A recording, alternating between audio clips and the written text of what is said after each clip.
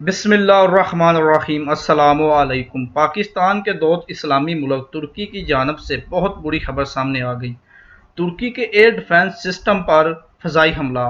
ترکی کے لیبیا میں موجود ایئر ڈیفنس سسٹم پر فضائی حملہ کیا گیا۔ اس حملے سے ترکی کا دفاعی سسٹم کو کمزور کرنا مقصود تھا، جس کے نتیجے میں ترکی کی ایئر ڈیفنس سسٹم سمیت ترکی کا بہت بڑی نقصان کیا گیا۔ ابھی تک ترکی کی آگے بڑھنے سے پہلے چینل کو سبسکرائب کریں، بیل آئیکن کو پریس کریں تاکہ آنے والی ویڈیو کو آپ جلد از جلد حاصل کر سکیں۔ جانب سے اعداد و شمار سامنے نہیں لائے جا رہے۔ اس حملے کے دوران کتنے فوجی یا جنگی طیارے تباہ ہوئے، کچھ بھی ابھی تک میڈیا پہ نہیں لایا جا رہا، اور نہ ہی ترکی کی جانب سے واضح طور پر کسی ملک پر اس فضائی حملے کا الزام لگایا گیا۔ لیبیا کی حکومت نے اس فضائی حملے سے لا تعلقی کا اظہار کیا ہے۔ اس حملے سے لیبیا کی حکومت کا کوئی تعلق نہیں۔ حال ہی میں روس نے ترکی کے 10 فوجیوں کو شہید کیا۔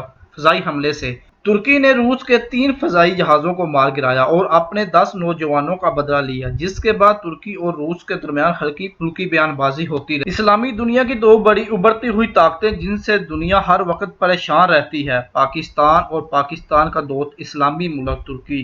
جتنے بھی ملک ہیں مسلمانوں کے خلاف، چاہے کھل کر سامنے آئیں یا چھپ کر مسلمانوں کو نقصان پہنچاتے ہو، سب کے سب پاکستان ترکی کے خلاف ایک محاذ پر آ گئے۔ ان میں اب کھل کر مسلم ممالک بھی سامنے آ رہے ہیں۔ کوئی بھی غیر مسلم ممالک نہیں چاہتا کسی مسلم ملک میں اسلامی نظام نافذ کیا جائے، اور نہ ایسے کرنے دیتے ہیں کسی بھی اسلامی ملک کو۔ غیر مسلم ملک نے ان کا ساتھ دینا یا نہ دینا علیحدہ بات ہے، کوئی ایک بھی مسلم ملک بھی کھل کر ان کی حمایت نہیں کرتا۔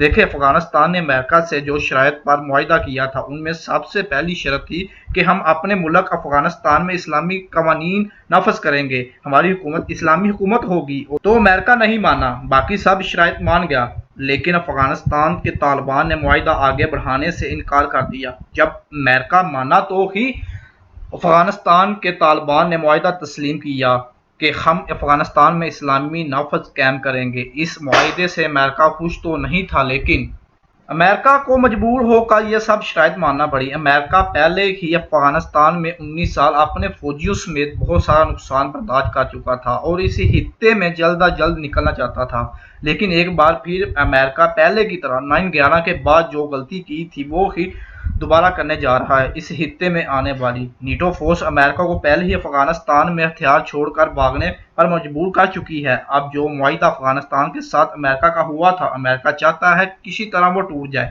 اب امریکہ ہر حال میں ایسا کرنے جا رہا ہے۔ دیکھیں، افغانستان کے طالبان نے کبھی بھی نہیں چاہا کہ امریکہ سے معاہدہ ہو یا نہ ہو۔ وہ تو اللہ پر یقین رکھتے ہیں۔ وہ کہتے تھے امریکہ آئے ہم سے جنگ کرے، ہم جہاد کے لیے تیار ہیں، ہم دنیا کی کسی بھی طاقت سے نہیں ڈرتے، ہم بس ڈرتے ہیں تو اپنے رب سے ڈرتے ہیں۔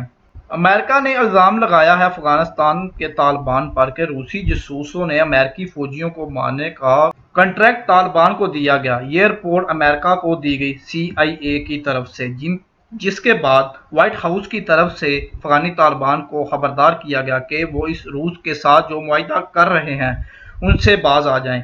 اس کے پیچھے جو اصل مقصد امریکہ اسرائیل کا ہے وہ بہت واضح ہے۔ اسرائیل چاہتا ہے امریکہ اب بھی افغانستان سے نہ نکلے جب تک اسرائیل ترکی پر حملہ نہیں کر دیتا۔ اسرائیل نے دبئی، مصر سمیت عرب ملکوں کو اپنے ساتھ ملا کر ترکی پہ حملہ کرنے جا رہا ہے۔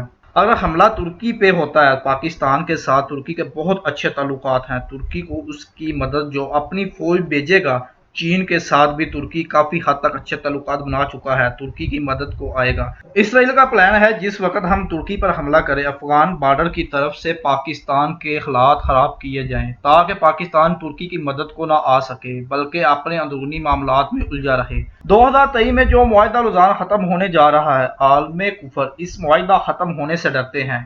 اس کے بعد ترکی کھل کر مسلمانوں کی آواز بنے گا، اس پر کوئی کسی قسم کی کوئی پابندی نہیں ہوگی۔ 2023 کے بعد ترکی عالم کفر کو کچھ بھی نہیں سمجھے گا۔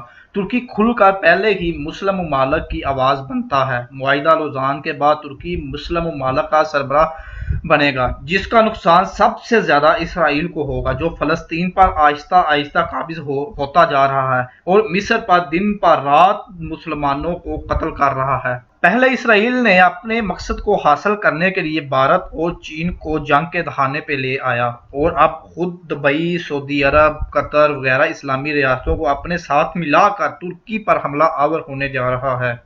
भारत को पाकिस्तान के हालात खराब करने के लिए इस्तेमाल करता है।